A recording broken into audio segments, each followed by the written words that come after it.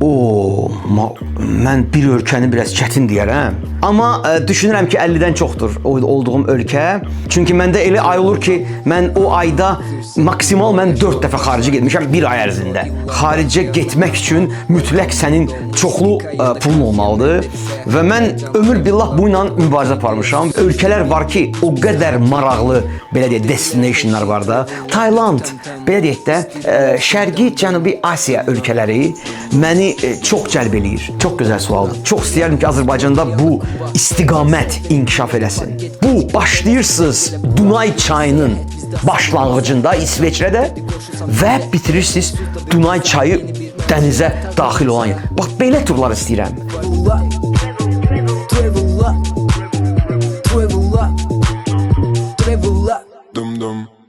Fred müəllim, bugünkü verilişdə siz qonaq olacaqsınız. Zəhmət olmasa özünüzü təqdim eləyərsiniz və sizdən nə maraqlı məqamlar, anları işlə bilərlər.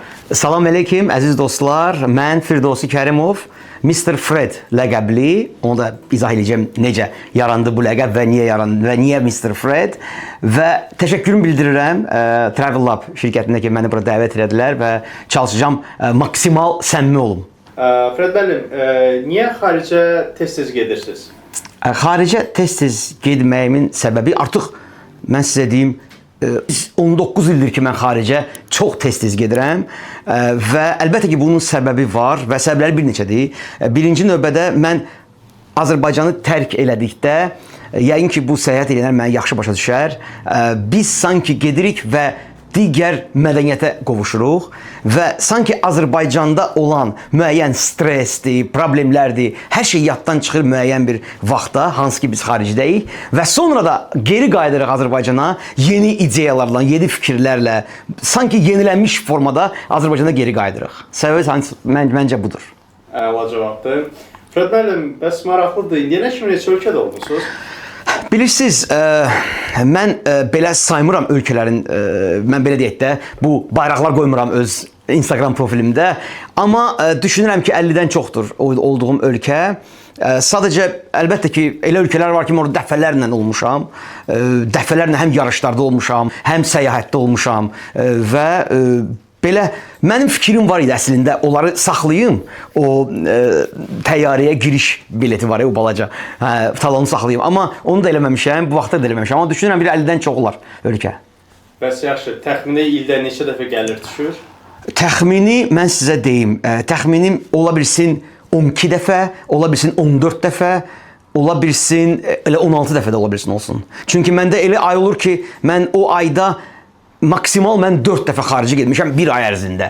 Təsəvvür eləyin və bunu belə ortalama hesablasaq, ən aşağısı bir 12, 13, 14 dəfə səyahət edirəm. Bəs yaxşı, belə bir fikir var ki, xaricə gedəndə çox pul xərcləmək lazımdır. Bu həqiqətən də belədirmi? Mən ömür billah mən bununla mübarizə aparmışam. Çünki bilirsiniz ki, mən tədris edirəm, ingilis dilini tədris edirəm və bütün tələbələrim mənim yanıma gələndə sanki belə bir stereotip var ki, xaricə getmək üçün mütləq sənin çoxlu pulun olmalıdır. Və mən ömür billah bu ilə mübarizə aparmışam və bütün tələbələrimə də sübut edirəm ki, xeyr, o qədər pul lazım deyil. Xaricə səyahət eləmək üçün, xüsusən də indi, nə vaxt ki, bir çox low-costerlar artıq var və əlbəttə ki, çox baha başa gəlmir. Baha başa gəlsəydi, zaten mən tez-tez səyahət eləyə bilməzdim. Okey, Fred müəllim, bəs bir dənə sizin üçün çox çətin sual verəcəm. İndiyənə kimi gəzdiyiniz və gördüyünüz ən maraqlı ölkə hansıdır? Mən bir ölkəni biraz çətin deyərəm. Bilirsiniz məsələ nədir? Məsələ orasındadır ki, mən hansısa ölkəyə gedəndə, mən o ölkənin tamamilə mədəniyyətinə qovuşuram. Amma bu sual cavab olaraq mənim cavabım var, bu Bermuda ölkəsidir. O bildiyimiz Bermuda üçbucağında yerləşən Bermuda ölkəsidir ki, məndə çox böyük bir təəssüratlar yarandı həmin ölkədə. Nə gözəl. Okey, niyə hamı eyni turları seçir, biz müşahidə eləsək və amma fərqli turları seçim eləmirlər? Sizcə bu nədir? Yəni qorxuya görədir, dil bilməməkdir? Bəli. Bax, məhz elə bu stereotipi də mən ömür billah sərf eləmişəm ki, bu stereotipi də qırım. Çünki dünya biz bildiyimizdən daha gözəldir. və ölkələr var ki, o qədər maraqlı belə deyək destinationlar var da, o qədər maraqlı yerləri var, gəzməli yerlər var. Amma mən indi tələbələrlə ünsiyyətdə oluram və görürəm ki, bizdə məntəqələr sanki eyni məntəqələrdir və kütlə o həmin məntəqələrə gedir və nəticədə bax, adi götürək, nəticədə şəkillər də eynidir sosial şəbəkələrdə. Amma mənə sevindirən hal oldu ki, bu yaxınlarda artıq belə bir meyillik, tendensiya yaranıb ki, artıq yeni yerlərə bizim travel blogerlərimiz və yaxud da ki, sıravi insanlarımız yeni yerlərə gedirlər və oraları kəşf edirlər. Əla. Yaxşı Fred müəllim, hal-hazırda seçim olsaydı, hansı ölkədə olardınız? Mən öz vətənimi çox sevirəm. Yəni imkanlar da var gedib digər ölkələrdə yaşamağa, amma mən öz vətənimi çox sevirəm. Yaşamaq üçün əlbəttə ki, Azərbaycan bu bir mənalı və amma bu dəqiqə hazırda harda olmaq istərdim, mənim üçün şübhəsiz ki, Tayland. 12 dəfə yeri gəlmişkən olmuşam Taylandda, amma yenə də getmək istəyərdim. Onda belə bir sual çıxır. Taylandda ən maraqlı qarşılaşdığınız təcrübə?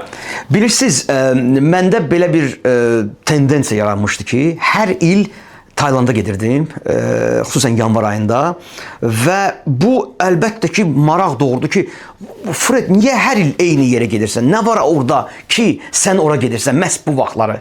Və bu sualı mənə atam verəndə, mən dedim, ata, gəl bir dəfə mənimlə gedək. Gəl bir dəfə mənimlə gedək və hər şeyi sənə orada göstərim. Və inandırım sizə ki, biz getdik bir 12 günlük getmişdik və 8 gündən sonra atam dedi ki, uyda 3 gündən sonra artıq qayıtmalıyıq.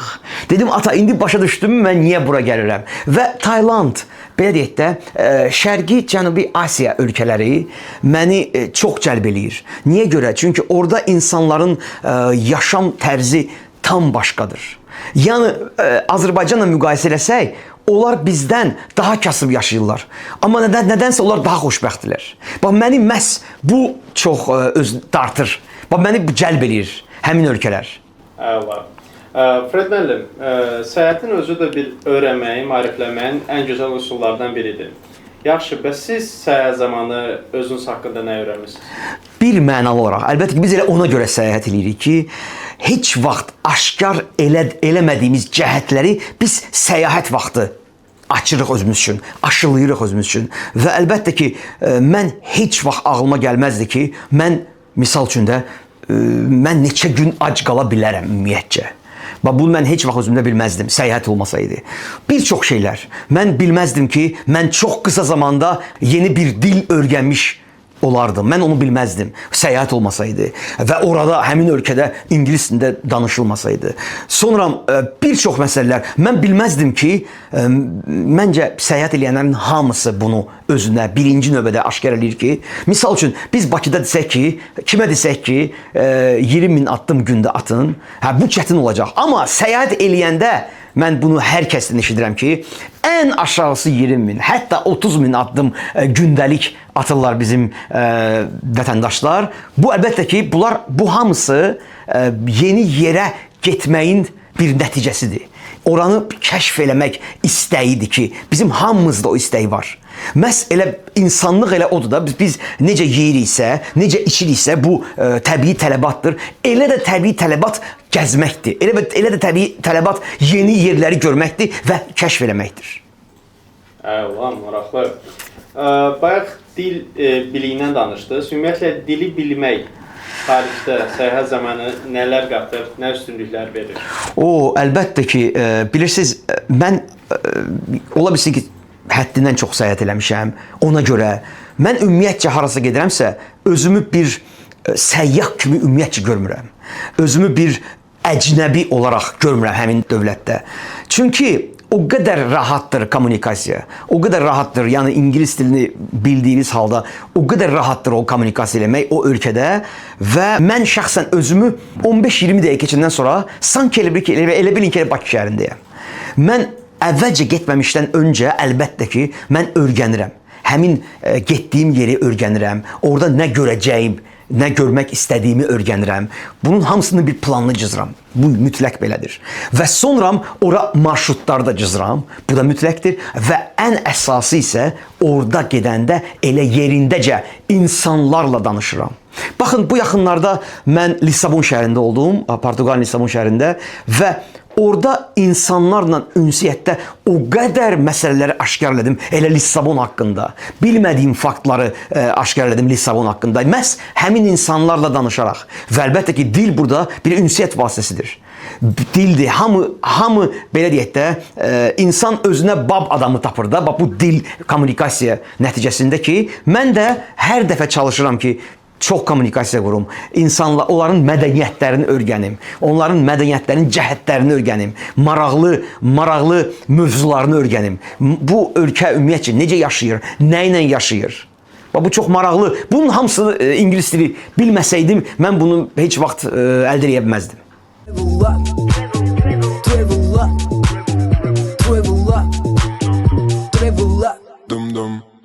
Super. Fərid müəllim, insanlar iki yerə bölünür. Düşünürəm ki, tək səyahət etməyi xoşlayan, qrup halında səyahət etməyi xoşlayan, sizdə necə olub təcrübəniz? Çox gözəl sualdır. Deməli, mənim təcrübəmdə həm tək olub səyahət, həm də qrup halında olub səyahət. Qrup halında mən sizə deyim necə olub səyahət. Misal üçün, mən deyirəm ki, səyahət üçün mənə filan qədər pul lazımdır və bunu mənim tələbələrim inanmır. Mən deyirəm, dur gedək. Götür o qədər pulu, gedək səyahət eləyək. Bax, elə olub. Dəfələrlə olub, bir yerdə getmişik. Amma mənim sual verdi ki, necə istəyirəmsə, mən tək xoşlayıram səyahət eləməyi. Açığını deyim, çünki tək səyahət eləyəndə fikrim qalmır. Yanında fikrim o adamda qalmır, qrupda qalmır. Fikrim olur özümdə və həmin ölkəni və şəhəri kəşf eləməkdə. Onun üçün həm də ki, tək bilirsiniz, bu bir meditasiyadır mənim üçün xaricə getmək. Yəni burada adi, elə təyyarədə uçmaq belə mənim üçün bir meditativ onun bir cəhəti var. Mən orada çox dincəlirəm. Ruhən dincəlirəm xaricdə tək olanda. Çalışıram ümumiyyətcə mobil telefondan istifadə eləməyim xaricdə. Bilə-bilə internet belə yükləmirəm telefonuma. Çünki nəyə görə? Mən oranın ruhunu almağım üçün mənim internetim olsa onu eləyə bilməyəcəm. Məsələ internetsiz gündə 1 saat özümə vaxt ayırıram. O da qaldığım yerdə qoşuluram internetə. Həmin o 1 saat ərzində bütün sosial şəbəkəmi yoxlayıram, müəyyən storyləri, postları qoyuram. Amma çalışıram gün ərzində ümumiyyətcə telefona yaxın düşməyim. Yalnız şəkil çəkmək üçün. Okey, Fərid müəllim. İndi keçə bilərik biraz başqa mövzuya. Mövzumuz sizin marafonlarda iştirak eləməyiniz, idmanla olan bağlılığınızdır. Bəli. Və bu həmçinin sizin səyahətinizə də yansıyır. Bir mənada. Oradan nə maraqlı, belə deyək, təcrübələrdən danışa bilərsiniz. Orada hansı tədbirlərdə iştirakınızla bağlı fikirlərinizi bildirsəz maraqlı olar. Çünki düşünürəm ki, bir çox adamın belə hələ təcrübəsi olmayıb, heç xəbərdar da deyil. Bildirsəz əla olar. Bir mənalı dostum, əlbəttə ki, bütün bu marafon, mən deyərdim, səyahətimin elə özəyində duran mənim o səyahətlərimdir. Marafondan öncə. Və bildiyiniz kimi mən müəllim kimi işləyirdim və 2014-cü ildə mən qərarlaşdırdım ki, mən görürsünüz də biraz belə deyək də, biraz bədənim də tam idmançı bədən deyil, yumşaq desək və düşündüm ki, mən öz həyatımı dəyişməliyəm.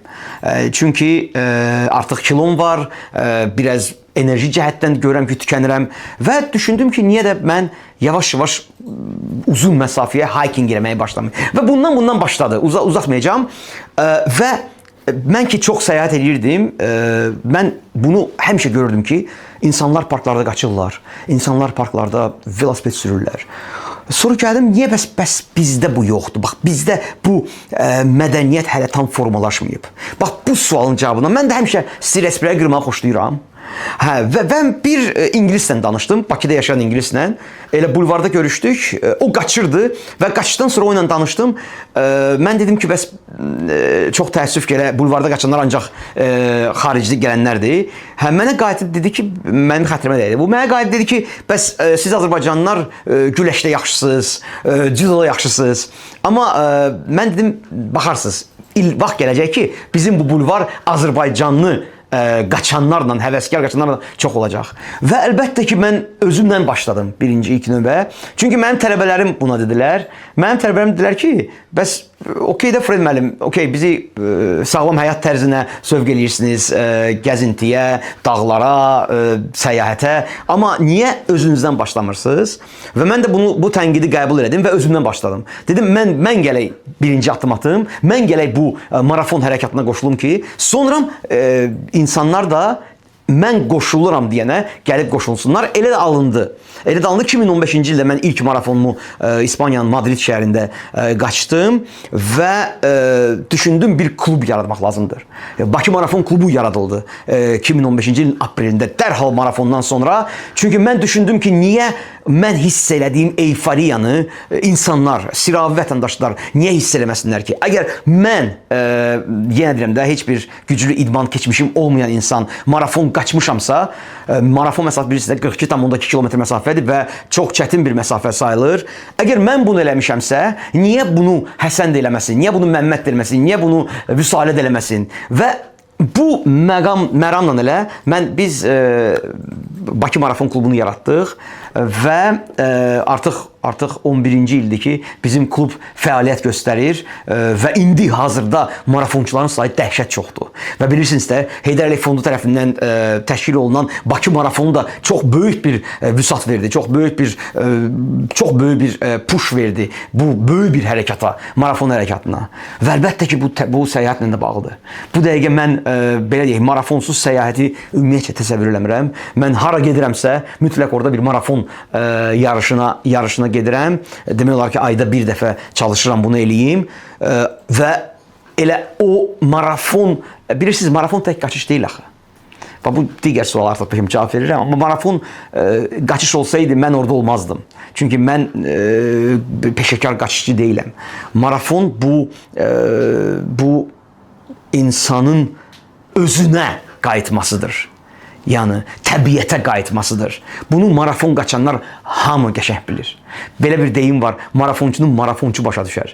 Bu, insanın orqanizmində o qədər proseslər baş verir və o proseslərdən keçərək, o çətinliklərdən keçərək, siz gəlib o finiş eləyəndə, bu deməli, bu möhtəşəm bir, eyforik bir hissdir.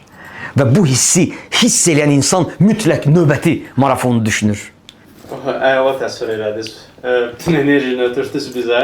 Bəs yaxşı, indi sizin sözlərinizdən həvəslənən bir şəxs olarsa, o hardan xəbərdar olsun ki, plan marafon var, necə ora gedə bilərəm, o planı necə cızım, bununla bağlı nə deyə bilərsiniz? Çox sağ olun, sualı, gözəl sualdır. Əlbəttə ki, bizim sosial platformamızdır, Baku Marathon Club. Bu bizim sosial platformamızdır və artıq biz elə Travel Lab-la bərabər elə tərəfdaşıq və biz bütün marafonlar haqqında məlumat veririk. Yəni, biz deyəni təcrübəli marafonçuları nəzərdə tuturam. Misal üçün, mən 79 də marafon qaçmışam, beynəlxalq marafonlar qaçmışam və İnşallah ki, mənim fikrim bunu 100 eləməkdir. Çünki Azərbaycanda hələm heç kim 100 marafon qaçmayıb və 100 marafon eləyib Azərbaycanı salırıq dünya 100 maraton klubu siyahısına. Bax, mənim fikrim budur. Və əlbəttə ki, biz çox kifayət qədər təcrübəliyəm bu sahədə və mən tövsiyə edirəm. Hansı marafonu qaçmaq olar? Hansı marafon çətindir qaçmaq? Hansı marafon birinci dəfə üçün əladır qaçmaq? Hansı marafon top 10-luqda dünyada? Bax, belə bir tövsiyələrlə biz öz klub üzvlərimizə oturuq bir yerdə danışırıq və qərara gəlirik ki, müəyyən bir marafona artıq mən tək yox, artıq 6-7 nəfər gedir. Və biz qaçırıq birlikdə. Bəs bunu hesablasalar, düşünsələr sizi dinləyən insanlar da, yəni bu gəlir, yenə də baha gəlir çıxır, yoxsa yəni daha safe, belə deyək, qiymətə də çıxartmaq olar? Mən sizə deyim, əgər siz mənə sual versəniz ki, marafona iştirak üçün nə qədər pul lazımdır? Bu belə direkt sual olsa, mən deyərəm ki, maksimum 900.000 manat, maksimum. Az da ola bilər olsun. Misal üçün, bu yaxınlarda İstanbul marafonu oldu. Orada çox az xərc çıxır. Çünki orada qalmaq da çox ucuzdur, bilet də ucuzdur, əvvəlcədən alınan təyyarə bileti. Misal üçün, Avropada marafon var, Roma marafonu. Məşhur marafondur. Kolizeyin qabağından startdı və Kolizeyin qabağında finişdi. Dostlar, təsəvvür edin ki, çox möhtəşəm marafon. Mən o marafon qaçmışam. Bilirik ki, birbaşa Wizz Air-la uçuş var. Çox ucuzdur uçuş. Ora heç 9 manatında aşağı başa gəlir, əgər Schengen viza varsa. Sonra eyni formada biz danışa bilərik Amsterdam marafonu haqqında. Yo, çox pul lazım deyil. Elə bax, dekabr ayında Mersin marafonu var Türkiyədə. O da çox baha başa gəlmir. Əsas o hazırlıqlıqdır ki, biz hazırlıqlığı eləyirik. Biz belə deyək, insanı hazırlayırıq marafona. Ondan sonra biz artıq büdcəyə uyğun seçirik.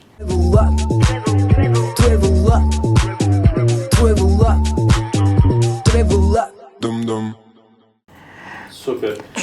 Fred müəllim, indi hamı marafonla maraqlanmaya bilər, amma yenə də tematik turlar ola bilər. Yenə də idmanla bağlı olsun və s. Oy, nə gözəl sual. Aha. Orada bəs nə məsləhət görərsiniz? Marafon yox, başqa nə ola bilər? Oy, mən sizə ola bilər və s.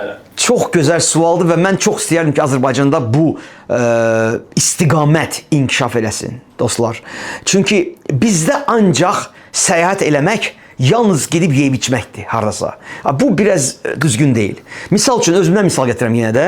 2014-cü ildə dostumla bərabər, Rinat dostumla bərabər biz səyahət elədik Niderlandiyaya, Hollandiyaya. Və o tematik bir bizim səyahətimiz idi. Yəni nə idi orada? Orada bir marşrut var. Bilirsiniz də, Hollandiya dünyanın ən çox velosiped istifadə edilən bir ölkəsidir. Hər adam başına 3-4 velosiped düşür orada. Və orada möhtəşəm velosiped cığırları var. Və belə bir marşrut var. Ronde van Nederland. Bunu Google-da yazıb baxa bilərsiniz. Deməli, bunu nədir? Hollandiya dairəsi deyirlər ona.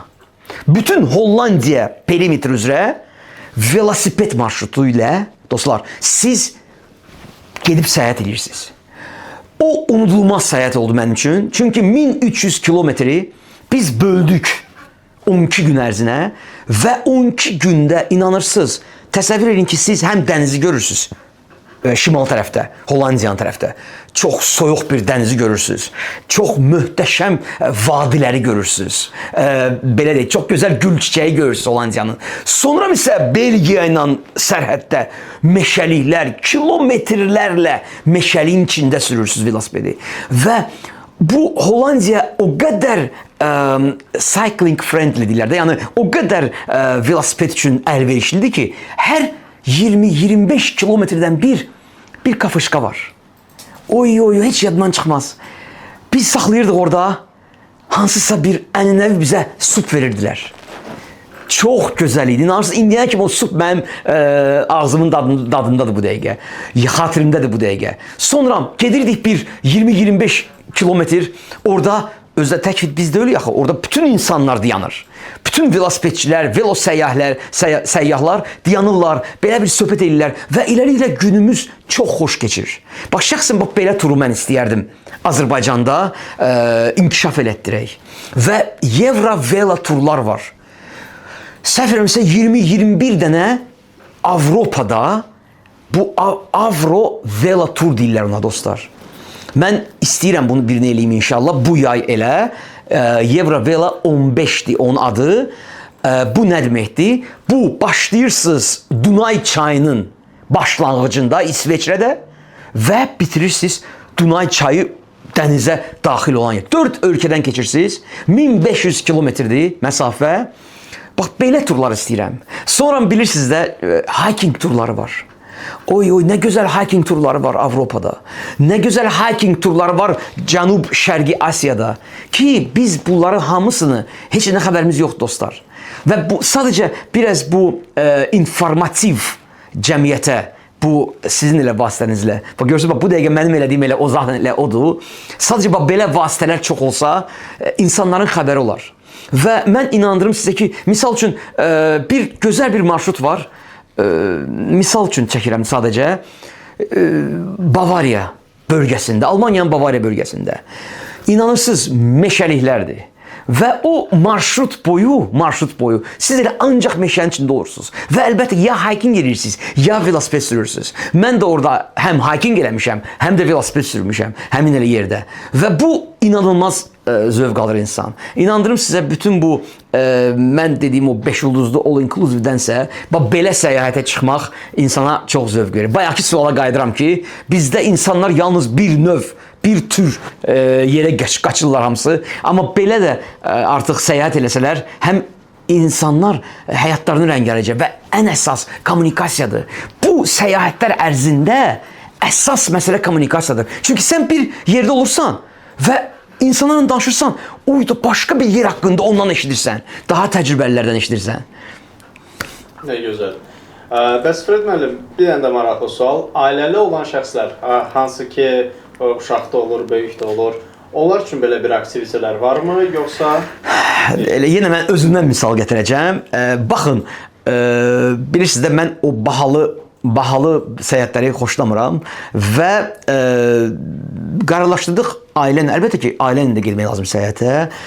Mən çox sevirəm bunu eləməyə və uşaqlarla oturduq, söhbət elədik ki, 2 dənə yolumuz var. Okay? Ya biz gedirik bir ölkəyə, okay? Sonra shopping eləyirsiniz, nə istəyirsiniz eləyin və qaydırıq. Ya da ki, bilirsiniz ki, yəqin Wizz Air-da belə bir option var. Ya da ki, bir dənə backpack götürürük hərəmizə, 4 nəfərik ailənizə tuturam və amma 1, 2, 3 ölkəni gəzirik. Və ancaq minimal 25.000 addım gün ərzində. Axı, mən ölkələrdə olmuşam, daha şey bilirəm də, proqramlaşdırmışam vəcdən, planlaşdırdıq hamısını. Mənim ailə üzvlərim hamısı seçdi bu ikinci optionu. Ki, biz bir dənə backpacklə hazırıq getməyə tura. Və biz belə bir tur elədik. Elə burada Bakıdan Budapeştə uçduq, o Wizz Air-dan bilirsiniz. Və ondan sonra biz getdik Avstriyaya, Budapeşti bütün gəzdik, bütün Budapeşti ələh-bələ elədik də, təsəvvür edin ki. Çünki axı mən demişdim axı, gündə 20-25 min addım minimal atmalıyıq.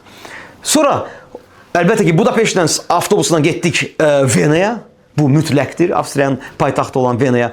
Oranı qəşəngcə gəzdik. Oradan da sonra qayıtdıq Budapeştə. Sonra da getdik Slovakiyaya, Bratislavaya. Yenə avtobusla. Yenə qayıtdıq. Beləliklə 3 ölkəni biz gəzmiş olduq və çox, belə deyək də, çox əlverişli büdcəyə. Nə gözəl, nə maraqlı. Okey, Fred müəllim. Başqa bir mövzu var. Eşitmişik ki, Azərbaycanda deyəsən ilk Ironman siz olmusunuz. Bəli. Düzdürmü? Bununla bağlı nə deyə bilərsiniz? Harda keçirilirdi və onlar da, hansısa insanlar da qoşulmaq istəsə, bunun üçün nə etməlidir? Çox sağ olun sual üçün. Deməli, Ironman nə deməkdir ümumiyyətcə bu? Ironman məfhumu. Bu bizim bildiyimiz Marvel deyil də, Marvel personajı deyil. Dostlar, Ironman olmaq üçün bu tituldur. Ironman olmaq üçün bir insan 3,8 kilometr üzməlidir açıq havada. Ondan sonra dərhal velosipedə oturur və 180 kilometr məsafə velosipedlə gedir və ondan da sonra dərhal əynini dəyişir. 42,2 kilometr tam marafon məsafəsini qaçan insana 16 saat civarında sonda finişə gələndə ona titul verirlər. Titul elə Ironman tituludur. Özü belə bir xüsusi bir aparıcı deyirlər ki, you are an Ironman. Belə çox belə şövqlə o deyilir və bəli, tək Azərbaycanın yox, bütün Qafqaz ölkələri arasında mən ilk Ironmanəm. Yəni bu məsələləri bitirən həmin vaxt kəsiyində ilk Ironman oldum. 2016-cı ildə bu baş verdi Fransanın Vichy şəhərində və Fransanı seçməyim mənim təsadüfi deyildi. Fransada mən çox olmuşam, müxtəlif yerlərində olmuşam və çox istədim ki, mənim ilk Ironmanim məhz Fransada olsun. Çünki Fransada bir çox xatirələr var. Bəlkə də bir 25 dəfə Fransada olmuşam. Mənim üçün Fransa çox doğmadır, çox əzizdir. Bilirsiniz, Ironman tək idman deyil. Ironman həmçə sən ölkəni təmsil edirsən. Təsəvvürün 2016-cı ildir və ümumiyyətcə bu sahədə çox bilik yox idi. Məndə özümdə də yox idi. Və mənim prinsiplərim var idi. Mən öz işimdən aralamalı deyildim.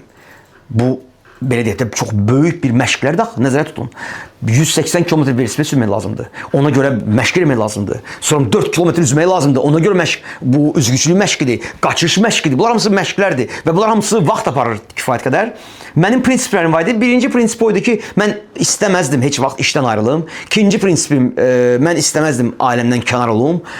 Üçüncü prinsipim oydu ki, mən heç hansı kimikat qəbul eləmirəm, indiyənə kimi də eləmirəm. Yəni bilirsiniz də bu idmani keyfiyyətləri yaxşılaşdırmaq üçün müxtəlif kimikatlar qəbul mən eləməmişəm heç vaxt. Və dördüncü də odur ki, mən Ironman heç vaxt Ironman məşqçim olmayıb. Çünki mən düşündüm ki, mən öz bədənimi qulaq asım, öz bədənimə qulaq asım həmişə. Və təsəvvür edin ki, mən getmişəm Fransaya, yoldaşımla getmişdim yeri gəlmişkən və getmişəm Fransaya və mən qorxdum, məsafədən qorxdum, çox pis qorxdum özdə və orada sonuncu gün, bir gün yarışı qalmış, mən həyat yoldaşıma dedim ki, mən deyəsən eləyə bilməyəcəm bunu, çünki çox bilgisiz idim də bu sahədə. Yəni birdən bilirsiniz bu uzun məsafələrdir. Hər şey ola bilər. İnsan həyatı ilə də belə hər şey ola bilər və gedirdik, gəzirdik və Ironman'in belə bir eksposu olur orada. Böyük bir ərazidir. Və gedəndə bir bayraqların sırasını gördük və o bayraqların sırasında Azərbaycan bayrağı da var idi.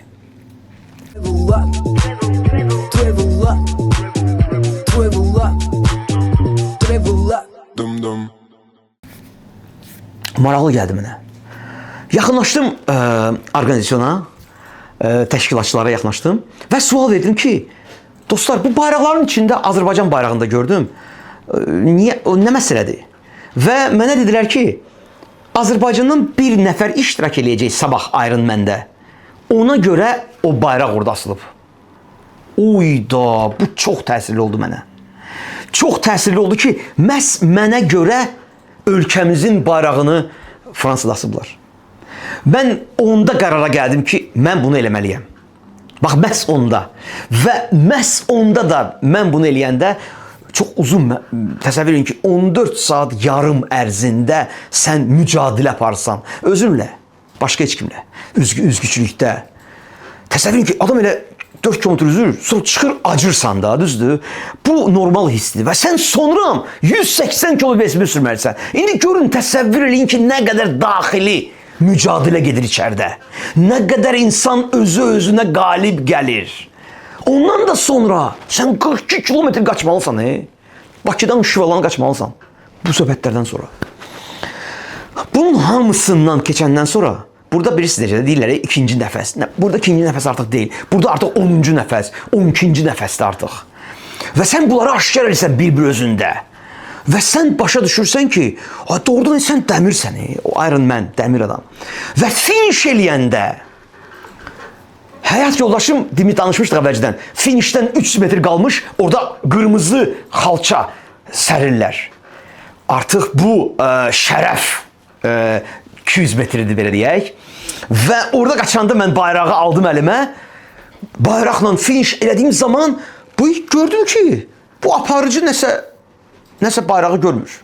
Azərbaycanı görmür. Yaxınlaşdım aparıcıya. Yəni finishə getmədim. Yaxınlaşdım aparıcıya.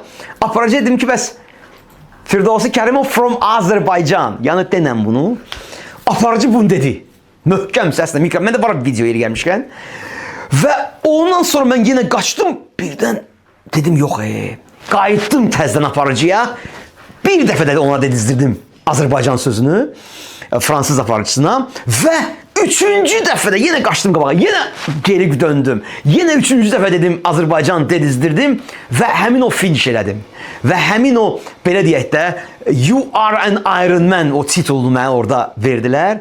Və sonra gəldim Bakıya və düşündüm ki, əlbəttə ki, yenə bu Ironman mövzusunu biz inkişaf elətdirməliyik. Mütləq şəkildə. Və çox gözəl bir xəbərim var. Artıq 2026-cı ilin sentyabrın 5-də təsəvvür edin ki, Ironman Bakıda keçiriləcək. Əlbəttə ki, birinci olduğu üçün tam məsafə deyil, 2 kilometr məsafə olacaq. Üzmək, özdə Kristal Holun bulvarının yanında üzəcəyik. Ondan sonra 90 kilometr velosiped olacaq. Aznefdən keçəcəyik, Azneft meydanından, şəhərin mərkəzindən və sonra da 21,1 kilometr məsafəni qaçacağıq Birisardan bulvar və içəri şəhər, yəni tarix və yeni Bakı. Təsəvvür edin ki, indi Ironman və 2500 xaricdən gələn idmançılar Bakımızın gözəlliyini görəcəklər. Məhz elə bax bizim bax bu səyahətimiz, yəni 2016-cı ildən başlayan səyahətimiz 2026-cı ildə də Ironman-in artıq Bakıya gəlişi ilə oldu. Wow, həqiqətən çox gözəl təcrübə idi, maraqlı idi. Sonuc olaraq nə məsləhət görə bilərsiniz, nə təklif edə bilərsiniz bizim izləyicilərə, həm səyahətlə bağlı, həm də ümumiyyətlə idmanla bağlı son Mən verilişlər. çox sağ olun, əziz dostlar.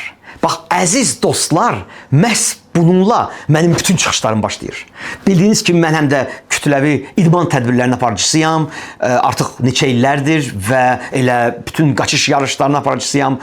Və əziz dostlar, bu niyə onu deyirəm? Çünki bu qaçış ki var, bu velosiped, bu üzgüçülük, bu peşəkar idman deyil dostlar. Hamımız hansısa bir sahənin işimizin başındayıq. Amma bunu eləmək üçün işi tullayıb bunu eləmək lazım deyil. Çalışmaq lazımdır, bir vəhdət yaratmaq. Və mən hər zaman bunu deyirəm ki, həyatı çalışın, dolğun yaşayın.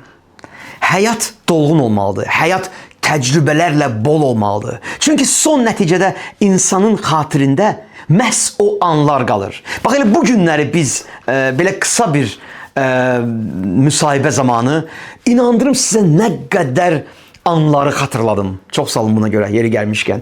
Biz səyahət eləməliyik. Biz çalışmalıyıq, elə Azərbaycanımızın özünü də gəzək. Yaxşıcana gəzək. Mən onu eləyirəm şəxsən. Və biz çalışmalıyıq, səyahət də çox eləyək ki, məhz o təcrübələr, məhz o orada yaşanan o anlar insanın xatirində qalır. Və bir zaman gələcək ki, dostlar, siz onun hamısını düşünəcəksiniz ki, nə yaxşı ki, mən bunu vaxtında eləmişəm. Necə ki, pandemiya zamanı oldu. Pandemiya zamanı bəlkə yeganə bir xoşbəxt insan mən idim ki, çünki pandemiyadan öncə o qədər səyahət eləmişdim ki, dedim bundan sonra yəni mən bilmirdim, biz bilmirdik həyat necə olacaq. Qapandı hər şey, bütün sərhədlər qapandı. Mən dedim, mənim gözüm toxdur. Çox gəzmişəm. Yəni, amma şükürlər olsun ki, pandemiya bitdi. Odur ki, dostlar, bax hər zaman belə şeyi düşünün və çalışın ilinizi və yarım ilinizi dəyərləndirin. Hansısa özünüzə bir hədiyyə eləyin, səyahət hədiyyəsi eləyin. Bir maraqlı hədiyyə eləyin. Və maraqlı səyahət hədiyyə üçünsə, elə bax sizə, gəlin bax bu Travel Lab-ə, sizə çox gözəl bir səyahətlər versinlər. Maraqlı səyahətlər versinlər. Çox sağ olun. Siz sağ olun, Fred müəllim. Sizin sözlərinizə biz də qoşuluruq. Minnətdarıq gəldiyiniz üçün. Sağ olun. Sağ olun. Sağ olun.